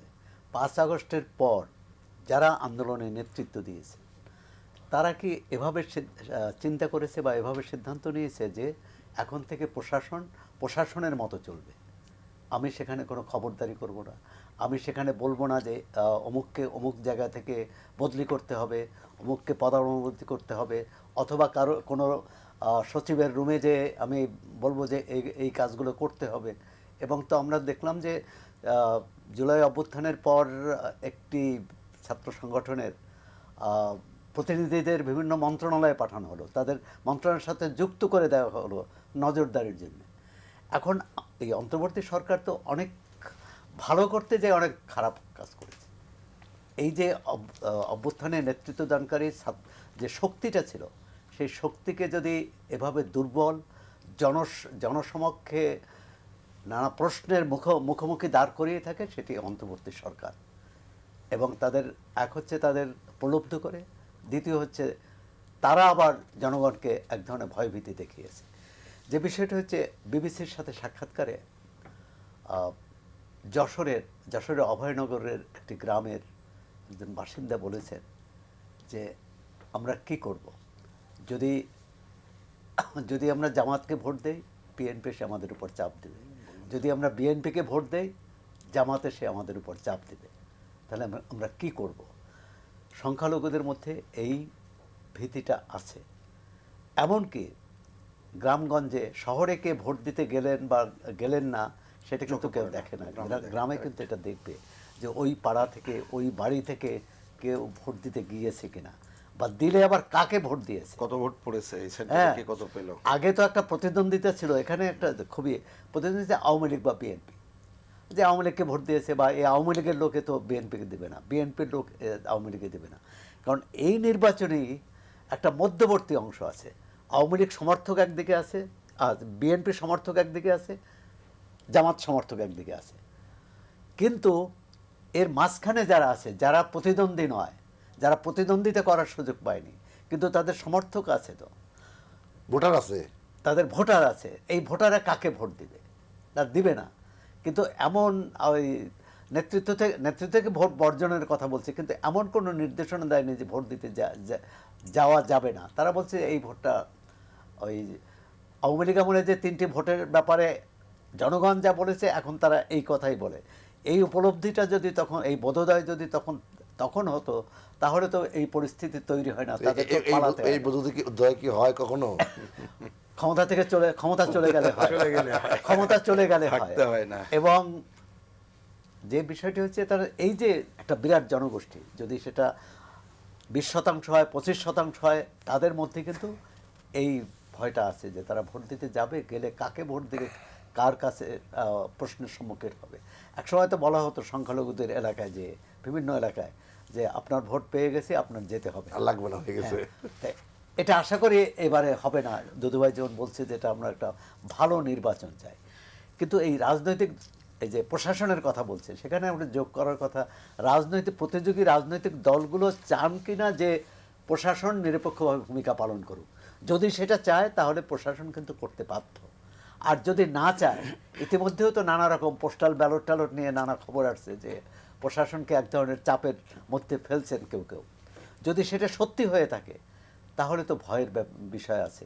তাহলে পোস্টাল ব্যালটে যদি এরকম চাপ দেওয়া হয়, তাহলে তো প্রকৃত যে ব্যালট দেওয়া হবে যখন, অর্থাৎ ভোটের দিন যে ব্যালট দেওয়া হবে, সেটা নিয়ে তো নয়ছয় করার চেষ্টা থাকবেই।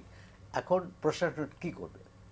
প্রশাসন একটা বলতে পারেন যে প্রশাসন তার কাজটি করবে, আইনশৃঙ্খলা রক্ষাকারী বাহিনী তার কাজটি করবে। কিন্তু সমস্যা হচ্ছে, গত 17 মাসের অভিজ্ঞতা হলো, প্রশাসন যে ভূমিকা নিতে যায়, যিনি ক্ষতিগ্রস্ত হন বা যার বিরুদ্ধে নিতে যান, তিনি বলেন যে অমুকের দালাল হিসেবে কাজ করছে। এক সময় ছিল তো এরা সব স্বৈরাচারের দোষর, এখন কিন্তু ওটা না।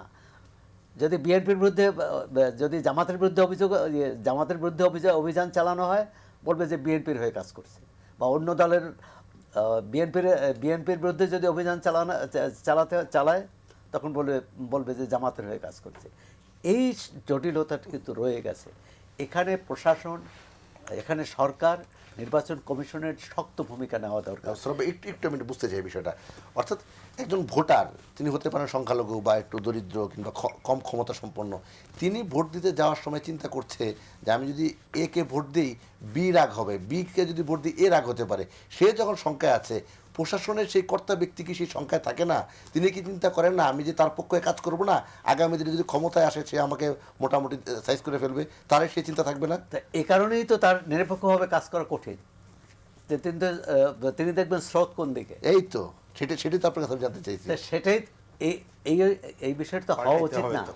প্রশাসনের উচিত কি? প্রশাসনের উচিত, ধরেন 1000 ভোট আছে কোনো কেন্দ্রে, একজন ভোট একদিকে, 999 জন ভোট আরেক দিকে, কিন্তু প্রশাসন কিন্তু এটা রক্ষা করবে, ওই একজনের ভোট রক্ষা করবে।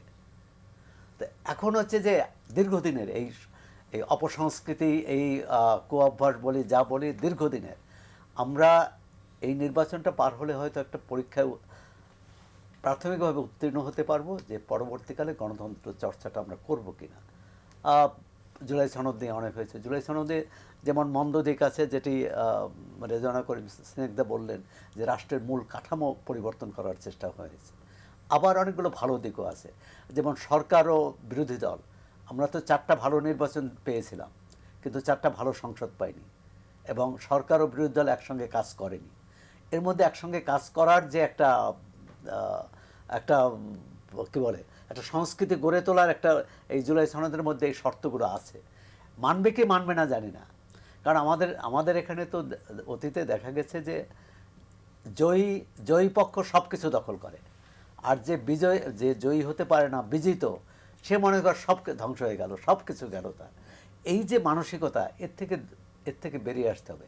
যেমন আপনি দেখবেন নির্বাচনী প্রচারেও যে অনেক দলের নেতা কিন্তু এ কথা বলছে। এখানে একটা কথা বলি যে জাতির উদ্দেশ্যে ভাষণে এই ধর্মের প্রসঙ্গটা আসলো, উদ্দেশ্যে ভাষণে বিএনপির চেয়ারম্যান কিন্তু একটা কথা বলছেন, যেটা খুব সাহস করেই বলছেন। তিনি হয়তো বিদেশে এতদিন ছিলেন, এই কারণে হতে পারে। তিনি বলছেন এখানে যে ধর্মের বিশ্বাসী হোক, অবিশ্বাসী হোক, সংশয়ী হোক, সবার অধিকার নিশ্চিত করতে হবে। মানে আমি তো মনে করি যে আমরা যে রাষ্ট্রের চিন্তা করি, যে রাষ্ট্র স্বপ্ন দেখি, বা যে রাষ্ট্রে যে স্বপ্ন বাস্তবায়নের জন্য 71 হয়েছিল, এরকম রাষ্ট্র তৈরি করতে হবে, এরকম চিন্তা এগিয়ে নিতে হবে। আর যদি ভাবা হয় যে আমি নারীর ভোট নেব কিন্তু নারীকে নেত্রী পর্যায়ে তাকে নেতৃত্ব দেব না, তাহলে তো প্রথমেই বৈষম্য, প্রথমেই আপনি গণতন্ত্র থেকে সরে আসলেন। গণতন্ত্র মানে সংখ্যাগরিষ্ঠের শাসন নয়, গণতন্ত্র মানে সংখ্যাগরিষ্ঠ শাসন করবে, সংখ্যালঘিষ্ঠের অধিকার নিশ্চিত করবে একই সঙ্গে। তো সেটা যদি আমরা পারি ভালো। আমরা নির্বাচন একটা পরীক্ষা হবে, এই পরীক্ষায় আমার নাগরিক হিসাবে আমার যেমন এই পরীক্ষা উত্তীর্ণ হবে, রাজনৈতিক দলগুলোকে উত্তীর্ণ হতে হবে, সরকারকে তো হতে হবেই। কারণ না হলে সরকার যদি এখানে ব্যর্থ হয়, তাহলে এই জুলাই অভ্যুত্থান, এত মানুষের জীবনদান সব কিন্তু বিফল হয়ে যাবে। শামসুজ্জামান দুদু, আমরা শুধু তো এখানে একটি রাজনৈতিক দল ক্ষমতায় আসার বিষয় নেই না, হ্যাঁ না ভোটের বিষয়টি এসেছে, এবং এই বিষয়টা নিয়ে আমাদের এখানে ডক্টর রেজওয়ানা করিম সিদ্দিকী তিনি বলছিলেন যে অনেকগুলো বিষয়ে হয়তো একমত, কিন্তু কিছু কিছু বিষয়ে তো দ্বিমত। মানে পুরো বিষয়টার জন্যই হ্যাঁ, পুরো বিষয়টার জন্যই না, বিষয়টা কমন না হলেও তো পারতো। যদি এটা পরিবর্তনের কোনো সুযোগ নেই, আলোচনা করেও কোনো লাভ নেই, কিন্তু মানুষের মনে তো সংশয়টা থেকে যাচ্ছে না। হ্যাঁ, তো সংশয় তো অবশ্যই আছে, এবং 4-5টা বিষয়ের মধ্যে দেখা গেল আমার ভাবনার মধ্যে 2টা আছে, হ্যাঁ, কিন্তু ভাবনার মধ্যে যেটা নাই, না, ওখানে সুযোগ নাই। আপনাকে একটা পক্ষ নিতে হবে সামগ্রিকভাবে। সেই জায়গাটায় অনেক কথা থাকতে পারে, কিন্তু আমাদের মানে অধিক সন্ন্যাসীর গাজন নষ্ট বলে একটা কথা আছে না, এই ক্ষেত্রে সেটা হয়েছে। আমাদের এই ইন্টারিম গভর্নমেন্টের সময় যারা বিদেশি নাগরিক, হ্যাঁ আমাদের দেশের বাঙালি, কিন্তু বিদেশি নাগরিক এখন উড়ে এসে জুড়ে বসার মতো, এই দেশে এইসব চলবে না, এইসব জিনিসগুলো পরীক্ষামূলক হ্যাঁ না ভোটে অভ্যস্ত হচ্ছে, আপনার সামগ্রিক হ্যাঁ অথবা নার মধ্যে যাবে। এত পড়ে একজন যদি আধা ঘন্টা 1 ঘন্টা সময় নিয়ে ভোট দিতে থাকে, ভোট হবে কখন হবে? কখন হবে? সেই জন্যে আমার কাছে মনে হয় এটা প্রাসঙ্গিক আলোচনা, যে যে বিষয়গুলো আসছে এটা খুব জটিল একটি ঘটনার মধ্যে। আপনি যদি আবার হার পক্ষে কথা না বলেন তাহলে কিন্তু আরেকটি বিপদ আছে। আপনার প্রতিপক্ষ যারা হার পক্ষে আছে তারা আবার আপনার শত্রু জ্ঞান করবে, আবার নার পক্ষে যারা আছে তারা আবার হার পক্ষে গেলে পরে মানে বিষয়টা এখন নেগেটিভলি, যেমন বিএনপি এটা বুঝে হয়তো দেখা গেল যে এখানে একটা ধর্ম ভিত্তিক রাজনৈতিক দল, তারা আগে হ্যার পক্ষে গেছে। এখন অন্যরা 2-4 দিন পরে হ্যার পক্ষে গেলে এটা তো অনেক পরে আমরা বাধ্য করছি। এটা বলছে তো, ইতিমধ্যে বলছে তো। মানে এই কথাগুলো এইভাবে প্রচারণা দেখা যায়। ওই যে যেমন কথা আছে যে আপনি চোর, শেষদ, বদমাইশ, লুচ্চ, ধর্ষণকারী অথবা ঋণ খেলাফি, এটা বড় কথা না। বড় কথা মাথায় টুপি দিয়েছেন, দাঁড়িয়ে আছে, জামাতের মেম্বার, আপনি একেবারে সরাসরি জান্নাতে যাবেন। না, তারা তো বলছে যে এইসব লোক জামাতের মানে এইটা সদস্যই কিন্তু হতে পারে না। আমি বললাম এটা না, কিন্তু এটা একে সর্বক্ষেত্রে তারা মিটিং করছে, জনসভা করছে, বাড়ি যাচ্ছে, এই এই ধরনের কথা বেশ দিয়ে দিছে। অনেকে আবার এটা যারা সত্যিকারে আমাদের আলেম সমাজ সত্যিকারে এদেরকে মানে এরা কি জিনিস, এই হেফাজতের একজন মৌলানা সাহেব অত্যন্ত সরাসরি বলেছে এদের ভোট দেওয়া মানে তুমি ধর্মচ্যুত হবা, ওদের ভোট দেওয়া মানে ধর্মচ্যুত হবা, তুমি আর এই ইসলামের মধ্যে এই ইসলাম আর ওই ইসলাম এক জিনিস না। মানে এই এই যে জিনিসগুলো সামনে এসছে, আপনি মানে আমাদের মুসলিম প্রধান দেশ এবং ম্যাক্সিমাম মানুষ ধর্ম প্রতি এক ধরনের অনুরাগ নিয়ে গ্রামে গঞ্জে এটা থাকে, সবাই একই পরিমাপে পড়াশোনা এটা ওটা মানে পর্যায়ের নাই, কিন্তু তারা সাংঘাতিকভাবে ধর্মভীরু। তাদের কাছে যেসব কথা এটা বিশেষ রাজনৈতিক দল, এটা প্রিন্স এটা বলল, এটা আমাদের নির্বাচন কমিশনও দেখেও না দেখার ভান করছে। এটা এক ধরনের অপরাধ। তো মানুষকে আপনি সরাসরি মিথ্যে কথা বলে অপব্যাখ্যা, ধর্মের অপব্যাখ্যা দিয়ে আপনি এইভাবে ভোট চেতে পারেন। আর আমার রাষ্ট্র ওইভাবে তৈরি হয় নাই, আমাদের রাষ্ট্র ওইভাবে তৈরি হয় না। আপনি ধর্মভিত্তিক রাজনৈতিক দল করতে পারেন, কিন্তু তার অপব্যাখ্যায় আপনি যেতে পারবেন না, সেটা চলছে। এই যে যেমন আওয়ামী লীগের নিয়ে আমরা এখন যে কথা বলছি, আমি মনে করি আওয়ামী লীগ হচ্ছে গণতন্ত্র বিনাশী এই অর্থে সে এমন একটা পরিস্থিতি সৃষ্টি করছে, জামাতকে সামনে এনে দিয়েছে। আপনি মানে তাকে রক্ষা করবেন কি করে? সে তো নিজেই ধ্বংসের পথে গিয়েছে। এরা একবার ওই যে কেয়ারটেকারে যে আন্দোলন করছিল, বিএনপি হারছে আবার ক্ষমতায় আসছে, মানে ভোটের মধ্য দিয়ে। আওয়ামী লীগ হারছে আবার তারা ভোটে জিতছে। এটা কন্টিনিউ যদি করা যেত তাহলে আজকে আমরা যে জায়গায় এসে দাঁড়াইছি, যে অবস্থায় দাঁড়াইছি, মানে সেই যে ভয়ঙ্কর একটা অবস্থা বলবো আমি, সেটা তো আসতো না। এই যে আমাদের শত শত না কয়েক হাজার ছেলে মানে নির্বিচারে গণহত্যার মুখোমুখি পড়ে গেল। মানে আমরা যা দেখলাম 5ই আগস্টের যে ঘটনা, তার আগের ঘটনা, সেই জন্য আমার কাছে মনে হয়েছে যে ধর্ম ভিত্তিক এই যে ইসলামী আন্দোলন সম্ভবত ওরা একার সরাসরি বলছে এরা ধর্মভিত্তিক না, যদি সত্যি ধর্ম হয় আকীদা ভিত্তিক একটা যে সত্যিকারের। কিন্তু এই কথাগুলি না আসলে মানে এই দ্বিপাক্ষিক হয়। যখন ইসলামী আন্দোলনের সঙ্গে ছিল তখন ইসলামী আন্দোলন এটা না না সঙ্গে মানে যখনই ছাড়া ওটা কাটছাট আছে, কিন্তু এখন সত্য বলছে, এখন সত্য বলছে সাথে নাই, না না সাথে না আর ব্যাপার না, ওটা কি সত্য বললো কিনা তখন বলে না, না তখন বলে না, সেই কথা আমি বাদ দিলাম। আমি বলতে চাচ্ছি বললেই তো বোঝা যেত তাদের ঈমানের আকীদার জোর আছে। আমি ঈমানের পরীক্ষাও নিতে যাচ্ছি না। এখন যে সে কথাটা বলছে সেটা সত্য কিনা, যদি সত্য হয়ে থাকে সেটা তারা গোপন করছে, গোপন করা তাদের রাজনীতির ব্যাপার। আমার কথা হচ্ছে সে মিথ্যা বলছে কিনা। ইসলামী আন্দোলন যদি মিথ্যা না বলে থাকে তাহলে তো ভয়ঙ্কর। আমি কাউকে ডিপেন্ড করছি না। আমার প্রশ্ন হচ্ছে যে যেই দেশ ৭১ মুক্তিযুদ্ধ দেখছে এবং এদেরকে সেই ৭১ সালে এরা চিহ্নিত, এরা কত ভয়ঙ্কর, সেই জন্য নতুন করে ৫৪ বছরে এই প্রান্তে এসে আবার তাদেরকে ব্যাখ্যা বিশ্লেষণ করতে তা না, বরঞ্চ তরুণ সমাজের মানে ৪ কোটির ঊর্ধ্বে যে ভোটার এবার, তারা কতটা সচেতন, কতটা জানে, কতটা বোঝে, তাদের উপরে কিন্তু অনেক কিছু নির্ভর করবে।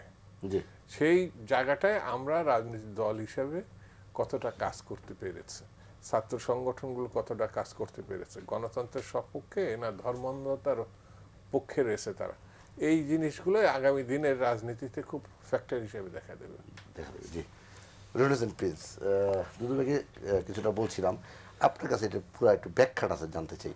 কোনো রাজনৈতিক দল যখন আমার সঙ্গে থাকে তখন তিনি তার সকল দোষ ত্রুটি গুনাহ সব মাফ হয়ে যায়, যখন আমার বিরুদ্ধে যায় তখন তার যত দোষ ত্রুটি আছে সবগুলি সামনে চলে আসে।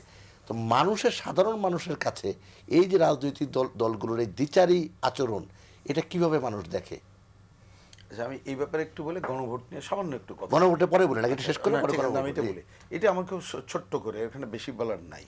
কারণ এইটা যেসব রাজনৈতিক দলগুলো প্রধানত ক্ষমতাটাই মিন করে, নিজ স্বার্থ বা গোষ্ঠী স্বার্থ মিন করে, জনগণের স্বার্থ বা তার দলীয় আদর্শটাকে প্রধান তখন আর থাকে না। আপনি সব অঙ্ক করলে এটা মিলে যাবে। দেখেন, আপনি আজকে ধরেন এই যে কি বলে দলটির সম্পর্কে স্বাধীনতা বিরোধী দলের কথা আমাদের আজকে আলোচনা করতে হচ্ছে, কদিন আগে তাদের বিরুদ্ধে যারা বলেছে তারা তো একসাথে হলো। আর আপনি ঠিকই বললেন যে ওই যে আরেকটি দল যখন থাকে তখন চুপ থাকে, আবার যখন চলে গেল তখন বললো। তাহলে এটা হচ্ছে ওই দলীয় গোষ্ঠী বা ব্যক্তি লাভালাভ, এবং সেটা হচ্ছে লক্ষ্য ক্ষমতা বা এইখানে যাওয়া।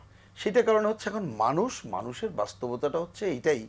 একটা ছোট ব্যাখ্যা বললে অ্যাকচুয়ালি আমাদের মতো দেশের মানুষের চেতনার স্তরের উপরেই কিন্তু নির্ভর করে। চেতনার স্তর যেখানে আছে সেইখান থেকে আমরা তো তার উন্নত করার কাজটা করতে পারলাম না। তো সুতরাং এইটাই হবে। যেমন ধরেন বোঝার জন্য, যেহেতু চেতনা উন্নত করার কথা হলো, আমরা যখন ভোটে একটা মানুষের সাথে কথা বলি, আমি কি খালি আমাকে তাহলে ভোট দিক এই কারণে কি তাকে কথা বলি? এটা আমার বিবেচনা খুবই ভুল বিবেচনা। আমার ধারণা আমরা তো কখনো করি না। আমরা করি যে হ্যাঁ, তাকে বোঝানোর পরে সে আমাকে ভোট দিক, একই সাথে জিনিসটা বুঝলে সে যাতে ভবিষ্যতে ভূমিকা রাখতে পারে, তার চেতনার স্তর উন্নত হবে, তাইলে না আমরা পুরো দেশ সমাজটাকে এগিয়ে নিয়ে যেতে পারবো। কিন্তু এই বিবেচনাটা আমাদের দেশের বাস্তবতায় কখনো হচ্ছে বলে আমরা দেখছি না। অনেক দিন ধরে সেই প্র্যাকটিস হচ্ছে, এইবার সেই প্র্যাকটিস আরও একটা খারাপ রূপ আমরা দেখতে পেলাম। এবং এটা হচ্ছে সবচেয়ে আরও চেহারাটা পরিষ্কার হলো, ধর্মের নামে যারা রাজনীতি করছে তাদের চেহারা আরও বেশি উন্মোচিত হয়ে গেল। এটাই হচ্ছে, এটা দেখা গেল। এবার আমি গণভোট নিয়ে দুই তিনটে কথা বলি ছোট করে, আমি জানি যে বড় সময় এটাই না, বলেন আপনি। আমার বিবেচনায়, এটা বহু বলেছি আবার বলি, এই গণভোটের নামে যেটা হচ্ছে প্রথমে এটা বোঝা দরকার। আমি যদি বুঝে থাকি, ভুল হলে কেউ বলতে পারে, আমার কোনো আপত্তি নেই। 4টা পয়েন্ট আসলে 4টা পয়েন্ট না, এর অধীনে আছে সনদের 47 পয়েন্ট, তার সাথে আছে সনদের মুখবন্ধ সহ পটভূমি বড় লেখা, আছে বাস্তবায়ন পদ্ধতি, এর সাথে আছে অধ্যাদেশের 30 পয়েন্ট এবং গণপরিষদ গঠন এবং তার কিভাবে সেটা কার্যক্রম করবে 180 দিনের মধ্যে। এটাই তার মানে আপনি কত বড় চিন্তা করতে পারেন, এটা কে জানে? আমি তো একাধিকবার বলছি, আপনি মুখস্থ বলতে বলেন ডক্টর আলী রিয়াজকে, অধ্যাপক আলী রিয়াজকে, ডক্টর মোহাম্মদ ইউনূসকে, কেউ বলতে পারবে না। আপনি আমাকে বললে আমার এই যে মোবাইলে এখন যেহেতু দেখা যায়, দেখে আমি পুরোটা বলতে পারবো, তার আগে আমার পক্ষেও সম্ভব না। এটা নিয়ে কাজ করছি, তাহলে আপনি কত জায়গায় আছে দেখেন। আচ্ছা, আমি তো দেখি এটা একটা বড় সংকট তৈরি করবে, যেই ক্ষমতায় যাক সে কিন্তু কোনোটাই কিছু করতে পারবে না। কেন? আপনি দেখেন, এটা একটা ছোট্ট উদাহরণ, আমি যে উনি ওনার দিকে তাকে গবেষক, আমি তাই বিশেষভাবে বলছি। আপনি দেখেন এইবারে যে নির্বাচনে যার যার কাজের কে কী করবে বলছে, তার মধ্যে মিলালে আপনি দেখবেন এই জায়গার সাথে বহু অমিল আছে, সেটাই স্বাভাবিক। আমি দেখি এমনকি 4 পয়েন্ট আমি বলি কতগুলো ডিস্টোর আছে এবং মানুষকে ভুল বোঝানো হচ্ছে। ছোট্ট 2টা কথা বলি, দেখবেন এখানে লেখা আছে, প্রথমে পড়লে মনে হয় খুব ভালো কথা, মৌলিক অধিকার কি বলে সম্প্রসারণ করা হবে। শুনলে ভালো লাগে না? কিন্তু শুনে রাখেন, আজকে আমরা যখন এই আলোচনা হলো, আমরা বললাম সম্প্রসারণ হইবে বলছেন কেন, সুনিশ্চিত করেন যে আমরা এই করলাম, এর সাংবিধানিক এবং আইনি ভিত্তি আমরা দেব। রাজি হলেন না কেউ, তার মানে এটা ফাঁকিবাজি। মানুষের কাছে মনে হলো এটা তো বিরাট কাজ করছে। আমি তো বামপন্থীরা বলি এটা একটা ফাঁকিবাজি করলো। নারীদের নিয়ে আপনি পড়লে প্রথম ভালো মনে হবে যে ভবিষ্যতে নারী আসন বৃদ্ধি চলবে। আপনি জানেন এর নেপথ্যে কি আছে? 43 সাল পর্যন্ত দলগুলোকে বলা হবে আপনারা ভোটে কি বলে আসন সংখ্যা দলের মধ্যে বৃদ্ধি করার কাজটা করবেন। এটা তো আরেকটা সংকটে ফেললো, কারণ আমাদের নারী সমাজ সহ আমাদের সেই 72-এর পর থেকে, মানে সংবিধান যখন রচিত হয়েছিল তখন থেকে এই দাবি আমাদের ছিল, এবং এখানে নারী নেতৃত্বের ছিল যে আসন সংখ্যা কমপক্ষে এখন 100 বৃদ্ধি করা হোক এবং এই ব্যাপারে সরাসরি নির্বাচন করা হোক। আলটিমেটলি এটা নাকচ করে দিও। এখানে যেটা বলা হলো কোনটা ঠিক আপনি বলেন? মানে আমি উদাহরণ দিলাম এই 4টার মধ্যেই বললাম, এবং আছে উহা উহা সহ আরো অনেকে, এটা কে বলবে? সুতরাং এইটা হচ্ছে একটা জগা খিচুড়ি। পৃথিবীর ইতিহাসে এরকম গণভোট কোথাও হয়নি। আর একটা কথা পরিষ্কার করে বলি, আমরা যতটুকু বুঝি এর কোনো আইনি ভিত্তি নেই। আপনি হ্যাঁ জিতুক না জিতুক এটা কেউ কিন্তু করতে বাধ্য না, একটা নৈতিক ভিত্তি দাঁড়ায় যায়। আর আমি ব্যক্তিগতভাবে বুঝি যদি নাও যেতে এর মধ্যে অনেক ভালো কথা আছে, সেটা দেখবেন অনেকে করতেই পারবে, না করার কোনো কারণ নেই। এমনকি গণভোট এখন এটা আইনি কিনা সেটা তো বড় প্রশ্ন, কারণ অধ্যাদেশ যে যিনি করলেন আমাদের মহামান্য রাষ্ট্রপতি, তিনি এটা করতে পারেন কিনা আইনবিদরা এটা নিয়ে কিন্তু বিতর্ক করছে। আইনবিদদের কাছে আমি ছেড়ে দিলাম। কিন্তু দেখি এইটা যে আপনি যে সময়টায় এই জায়গাটায় গণভোটের নামে যেটা করা হলো, এইটা গণভোট আমাদের দরকার ছিল, আছেও, সেটা সংবিধানে নিয়ে এসে সংবিধানের পরিবর্তন সংবিধানে যেভাবে লিখিত আছে করার জন্য প্রয়োজনে সংশোধন আর সংসদে আলোচনা করার পরে রাষ্ট্রপতির কাছে যখন যাবে, আমরা সংবিধানে গণভোট আনার পরে রাষ্ট্রপতি গণভোটের কাছে গেলেই সেটাই যথার্থ হলো। কিন্তু এইখানে আমি জানি না কি আবেগ কাজ করলো, নাকি এখানে দায় মুক্তির কারণে, নাকি যেসব কারণে হয়েছে। আপনি দেখেন, কথাটা বলে রাখলাম, নির্বাচনের পরে এই গণভোট নিয়ে তখন এই বিতর্কগুলোই চলতে থাকবে। আর কখনোই, যেটা ওই যে উনি বলেছেন যে আমরা তো এইবারের যখন নির্বাচনে গেলাম নাগরিক অধিকার নিয়ে কোনো আলোচনা করতে পারলাম না। আপনি এইখানে কেন, এই যে ঐক্যমত্য কমিশনে হলো, আমি কিন্তু এটা বললামই যে নির্বাচন ব্যবস্থা সংস্কার নিয়ে কোনো আলোচনাই হলো না। এমনকি আর একটা সাক্ষ্য রেখে বলি, আমি যখন নির্বাচন কমিশনের একদিন একটা ওপেন সভায় একজন নির্বাচন কমিশনকে বললাম যে আমরা বারবার বলছিলাম যে আপনার রাজনৈতিক দলগুলোর সাথে কথা বলেন যে আরপিওর কি সংশোধনী দরকার, এগুলো আপনারা তো করেননি, সুতরাং সংস্কারের কোনো কাজ করলেন না। উনি ওপেন বললেন যে আমরা এটা ভেবেছিলাম যে ঐক্যমত্য কমিশনে আলোচনা এগুলো করবেন, এই জন্য আমরা আর করি নাই। তো কে কাকে দোষারোপ? আর ঐক্যমত্য কমিশনে কখনোই আলোচনা হয়নি। এই যে দুদু ভাই বললেন, এখানে বিশিষ্ট পণ্ডিত ব্যক্তিরা তারা মনে করেছে কাগজে কলমে কিছু লিখলেই নাকি ফ্যাসিবাদ দূর হয়ে যাবে। এখন ওনাদের কি বলবো, ওনারা এখানে এসেছেন যেটা আলোচনা হচ্ছে না। ধর্মনিরপেক্ষতা আপনি তো এখানে নাই বলছেন, ধর্মনিরপেক্ষতার বিরুদ্ধে অবস্থান সংবিধান সংস্কার কমিটি পুরো বইটা পড়ে দেখেন। সমাজতন্ত্রকে বলা হচ্ছে এটা বাতিল মতবাদ, এদের বিরুদ্ধে কথা না বলে কোথায় বলা যায়? এরা তো সংবিধান বিরোধী কাজ করছে। স্টিল সংবিধানে যেটা আছে তার বিরুদ্ধে আলী রিয়াজ এন্ড কংগ্রেস অবস্থান নিয়েছে। এই কথাগুলো কিন্তু আমি এখন বলছি না, তখনও বলেছি যে এইটা আপনারা ঠিক করছেন না, এই অধিকার আপনার নাই। সেই আলোচনাগুলো কিন্তু আসলো না, ওটা বইতে আছে, ওই আলোচনা এখানে সাহস করে আনে নাই। তার মানে এই ধরনের আমাদেরকে একটা বড় সংকটের মধ্যে ফেলে দিচ্ছে এই গণভোটের নামে। আর ওই যে ডাউস বই তৈরি করেছে তার মধ্যে, হ্যাঁ অবশ্যই কথা ঠিক, ওইখানে কতগুলো পজিটিভ, যেমন 70 অনুচ্ছেদের ব্যাপার, ক্ষমতার ভারসাম্যের ব্যাপার, বিচার বিভাগের স্বাধীনতার ব্যাপার, অনেকগুলো পজিটিভ যেটা ঐক্যমত্য হয়েছে, কিন্তু ছেড়ে দিতে হবে কার উপরে? আমরা বারবার বলছিলাম যে এখানে যেটা ঐক্যমত্য হলো রাজনৈতিক দলগুলোর উপরে ছেড়ে দেন, যিনি ক্ষমতায় যাবেন তারা করবেন। বলে যে তার গ্যারান্টি কি? আরে গ্যারান্টি কি একজনের কথাই কি গ্যারান্টি হয়? গ্যারান্টি হবে জনগণ। ধরেন কেউ, আপনি নির্বাচিত হওয়ার আগে আপনি ওত করলেন, ইস্তেহার ঘোষণা করলেন, যদি না আপনি করেন পরের বার জনগণ আপনাকে ভোট দেবে না বা আপনার বিচার করবে। এখন কি আমি এমন কোত্থেকে আসলাম, আমি বিচারকের মানদণ্ড হইলাম, এই কথা না শুনলে আপনি একটা অন্য কিছু হলেন, আপনি করবেন না বলে আমি জোর করে করাবো? এটা একটা অগণতান্ত্রিক আচরণ হইলো, এটা একটা ফ্যাসিস্টিক আচরণের মধ্য দিয়ে এই গণভোটের ধারা শুরু হয়েছে। যার জন্য আমার লাস্ট কথা অনেকদিন ধরে বলছি, এই গণভোট বাতিল করার প্রয়োজন। এই গণভোটের কোনো মানে আইনগত ভিত্তি নাই, বাতিল করাই এখনো জরুরি। সুযোগ থাকলে আমি এখনো বাতিল করার দাবি করি। ইস্যু গণভোট না, গণভোট নিয়ে তো আমি তো প্রথমেই বললাম, মানে আমি তো এই বিষয়ে আসলে ভীষণ রকমের আমার রিজার্ভেশন আছে।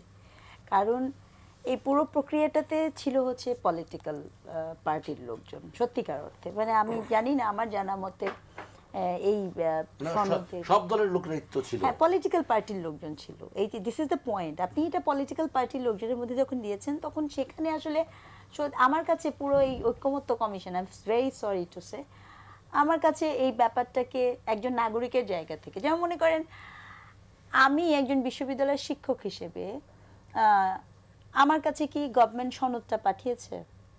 আমাকে বলতে আমি বলছি না, সকল শিক্ষকদের কথা বলছি, ওটা এখানে আমি না।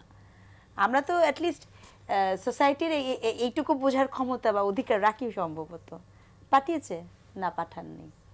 কোনো ধরনের আমাদের সাথে আলাপ করেছে? না, করেননি। কারণ আলাপটা আপনি প্রথমে এটা কি করেছেন, আপনি ওই যে ব্রাহ্মণ নির্বাচন করেছেন। এখানে ব্রাহ্মণ কারা? পলিটিক্যাল পার্টির লোকজনরা। তাও তো সবার কথা শোনে নাই তো তাদের কথা। মানে ঐক্যমত্য ওই প্রিন্স জিয়া ছিলেন। ব্রাহ্মণের দলে প্রিন্স জিয়া ছিলেন। ঐক্যমত্য যতটুকু হয়েছে ওইটুকু হলে আমি মানতাম। না, প্রিন্স এইটুকু করেন, ওরা ওই বাড়তি করছে। ব্রাহ্মণের মধ্যেও আবার ক্লাস আছে, ওই হায়ারার্কিতে পড়েছেন। Correct. তো এখন যেটা আমি বলতে চাচ্ছি যে আসলে এখানে আমি তবে যত যাই বলেন আমি বিএনপিকে একটা সাধুবাদ দিব যে কমসে কম তারা গণভোট এবং সালাউদ্দিন সাহেবকে গণভোট এবং নির্বাচন একদিনে হয়ে কমসে কম আমাদের কিছু খরচ তো বাঁচিয়েছেন ভাই। মানে 24-এর যে ইলেকশন হয়েছে, আপনি এই যে অপচয় বিশাল নির্বাচনী ব্যয়, এই জন্য আমি গ্রেটফুল যে অ্যাটলিস্ট এই বুদ্ধিটা অন্তত মাথায় এসছে যে খরচটা অন্তত আমার কিছুটা মিনিমাইজ হয়েছে। এখন প্রসঙ্গ হচ্ছে একটি গণভোট সকল সময়ে কিন্তু, এটা আমি একদম রিসার্চের জায়গা থেকে বলছি, সেটা যখনই হোক গণভোট কিন্তু ইউজুয়ালি হয়ই হচ্ছে খুবই পলিটিক্যালি ম্যানুপুলেটেড ওয়েতে। গণভোট তৈরিই হয়, গণভোটের হিস্ট্রি যদি আপনি দেখেন শুরু থেকে, আপনি মিশেল ফুকো বলেন, এই যত একাডেমিক ডিসকাশনে গণভোট হয়ই হচ্ছে কোনো না কোনো পক্ষকে দায় মুক্তি দেওয়া, কোনো না কোনো পক্ষের উপরে দায় চাপিয়ে দেওয়া, অথবা আপনি আসলে ফলাফলটা আগেই নির্ধারণ করেছেন। হিস্টোরিক্যালি 2-3টি ভোট ক্ষমতাবান যারা থাকে তারাই এটাকে ম্যানিপুলেট করে। একমাত্র চিলিতে একটি গণভোট হয়েছিল যেখানে নো জয়যুক্ত হয়েছিল, না জয়যুক্ত হয়েছিল, এবং চিলির ভবিষ্যৎ কিন্তু ডিফারেন্টভাবে নির্ধারিত হয়েছিল। কিন্তু বাংলাদেশে আসলে সত্যিকার অর্থে হ্যাঁ জয়যুক্ত হলেই বা কি হবে, না জয়যুক্ত হলেই বা কি হবে, আমি তো এই পর্যায়ে এসে আসলে খুব সন্দিহান। এটা আমার ব্যক্তিগত মতামত। তার কারণ হচ্ছে আপনি এখানে ক্লিয়ার কাট কি করেছেন জানেন, আপনি এখানে জনগণের নির্বাচিত যে বা যারা প্রতিনিধি চাবে তাদের উপর একটা দায় চাপিয়েছেন, এবং এখানে আপনি এই গণভোটটা আমি মনে করি এখানে একটা প্রেশার ছিল। কার প্রেশার, এটা যদি পরিষ্কার করা হতো তাহলে আমাদের জন্য ভালো হতো। এত সময়, এত অর্থ, এত শ্রম এবং এত মানে যজ্ঞ, হ্যাঁ, এত আয়োজন, এগুলো আমাদের দরকার হতো না। তো এই জায়গাটাতে, এবং আপনি কিন্তু এখানে বাধ্য করেছেন, আমি এটাও বলবো গভর্নমেন্ট থেকে যেভাবে এটা প্রচার করানো হয়েছে আমি দেখেছি, আমার কাছে মনে হয়েছে রাজনৈতিক দলগুলোকেও বাধ্য করা হয়েছে, ব্যক্তিকে বাধ্য করা হচ্ছে। ধরেন আমি যদি এখন গণভোটের বিপক্ষে একজন ব্যক্তি হয়েও যদি আমি একটা অবস্থান নেই, আমি বাসা পর্যন্ত যেতে পারবো কিনা আমার মোবাইলের ইনবক্সে নানা কিছু চলে আসবে, ঠিক আছে? এটি তো আপনি নাগরিক হিসেবে সর্বপ্রথম আমার অধিকার ক্ষুণ্ণ করলেন, আমার মত প্রকাশের অধিকারকে আপনি ক্ষুণ্ণ করলেন।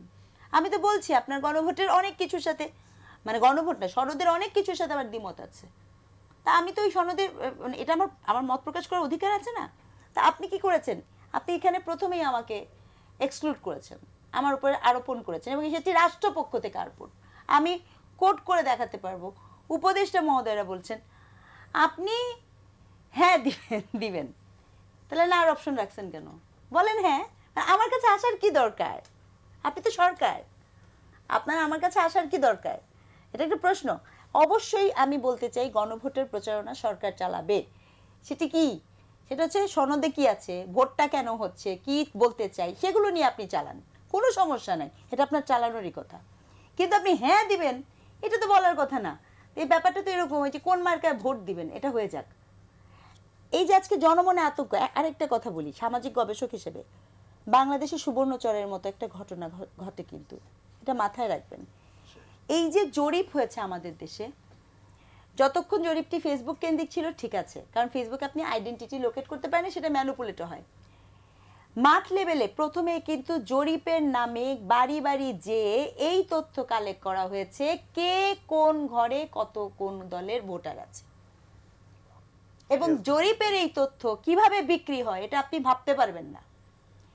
এই যে আপনি বাড়ি সিলেক্ট করে দিলেন আমাদের দেশে, দেখেন আমি এই যে যতগুলো ইশতেহার দেখেছি, এটা যে কি দুঃখজনক, না বিএনপির মতো দল না, আর বাকিরা তো বাদই দিলাম, আর বাকি ইশতেহার আমি দেখি নাই, মানে দুই দলের বাইরে।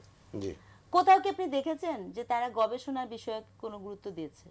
জি তো এই যে জরিপের ফলাফল কিন্তু শুধু জরিপ হয় নাই, প্রথম এই যে বিকাশ নাম্বার বলেন, ভোট নাম্বার বলেন, দল নাম্বার বলেন, জরিপের মাধ্যমে দিয়ে গেছে। কারণ আপনার রাষ্ট্রে আপনি জানেনই না, একটা জরিপ চালাতে গেলেও কিছু ইথিক্যাল কনসিডারেশন লাগে, গবেষণার নৈতিকতা আছে, এগুলো একদম মানে বাতিল হয়ে গেছে। জি আমরা অনুষ্ঠান শেষ করতে হচ্ছে, সোহরাব হাসান আপনাকে দিয়ে শেষ করবো। আলোচনা হচ্ছিল গণভোট নিয়ে, হ্যাঁ না এর প্রচার এবং আইনি ভিত্তির কথা বলা হচ্ছিল। আসলে এই নির্বাচনের এই অবস্থায় এসে এখন তো আমাদের নিজে বলছে এখনো সুযোগ থাকলে বাতিল করা হোক, এখন আইনি ভিত্তি বা কারিগরি বিষয় নিয়ে আলোচনা করে কোনো সুযোগ নেই আসলে এভাবে। কথা হচ্ছে যে গণভোট বা নির্বাচন, এই নির্বাচন আমাদের কোথায় নিয়ে যাবে, বাংলাদেশকে কোথায় নিয়ে যাবে। বাংলাদেশকে যদি একটি গণতান্ত্রিক পথে নিয়ে যায়, একটি সাম্য, মানবিক মর্যাদা এবং সামাজিক ন্যায় বিচারের পথে নিয়ে যায়, অবশ্যই সেটি সমর্থন করব। যদি এখন যে যদি এটি মধ্যযুগীয় কোনো ব্যবস্থার দিকে নিয়ে যায়, যদি এটি মত প্রকাশের স্বাধীনতার খর্ব করার দিকে নিয়ে যায়, যদি এমন শক্তি এই নির্বাচনে জয়ী হয় যারা দেশের 51% মানুষের অধিকার খর্ব করবে, তাদেরকে নেতৃত্ব থেকে বঞ্চিত করবে, যদি এই নির্বাচন এমন ফলাফল দেয় যাতে মানুষ মুক্ত মনে কথা বলতে পারবে না, তার চিন্তা প্রকাশ করতে পারবে না। স্নিগ্ধা গবেষণার কথা বলছিলেন, গবেষণা করে তো সেটা প্রকাশ করবে, কিন্তু বাংলাদেশে তো ওই পরিবেশটা নেই।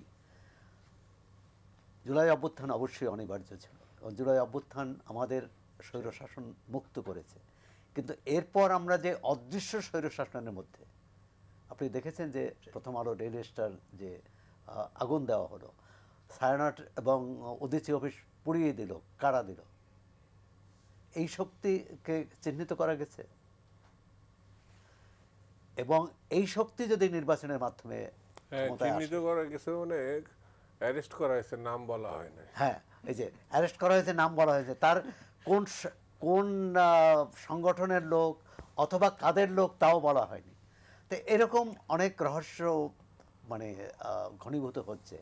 নির্বাচনও নতুন কোনো রহস্য তৈরি করে কিনা, নতুন কোনো শঙ্কা তৈরি করে কিনা, এক ধরনের আমরা আশা করি যে নির্বাচন আমরা এই রহস্য নিয়ে শেষ করতে চাই, কারণ আগামী দিনগুলোতে আমরা আরো টকশো করবো নিশ্চয়ই। এই রহস্যের আমরা কুলকিনারা খোঁজার চেষ্টা রহস্য করবো। ভেদ করা হোক।